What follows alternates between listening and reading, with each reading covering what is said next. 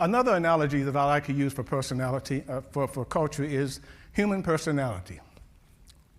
Same way personality is to an individual, culture is to a group that we call the corporation. Let me say that again. The same way personality is to an individual, organizational culture is to the group that we call the corporation. What it describes is not what we do. It describes why we do what we do. Now, I want to make this point because there's a lot of language out there in the culture field about we need to create a culture of and a culture of this, and we need to change culture. Now, if you saw me knowing what my personality is, if you saw me engaging some bad behavior, would your first reaction be, Jim, we need to change your personality? Something's obviously going wrong. No, my personality is what it is. And one of the things that I say about culture is not a good thing, it is not a bad thing, it's just a thing. It's a thing that you as a leader of an organization must be aware of and understand well so that you can make sure that your organization continues to thrive and to be successful. Recognize that. Don't put labels on culture, accept it for what it is, then learn to use it. So as I said before, codifying and understanding culture increases the probability of successful change by an order of magnitude. So here's how we go about analyzing culture. And you've heard some conversation this morning about the qualitative versus the quantitative approach to culture. Ours is strictly qualitative. Qualitative means that we go in because culture is a term that comes out of archaeology and anthropology. And by the way, it does have a meaning. It has a meaning.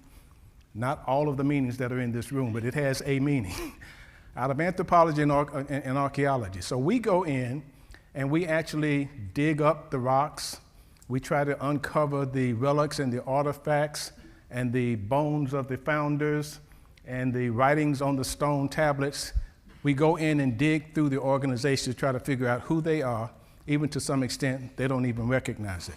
Now, by the way, when we give them the findings, all we get from them is, oh yes, that's us.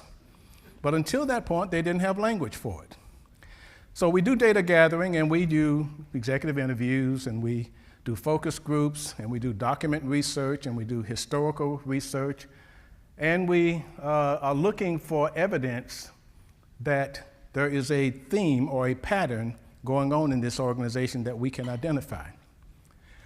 That's where we come into the data analysis, because we get reams and reams of data. If you can imagine, an organization has 25 senior managers, we got all of that data, we do several focus groups, we go through all of their documents, look at their historical records, whatever the speeches that the CEO has been making, we have reams and reams of data, and even surveys.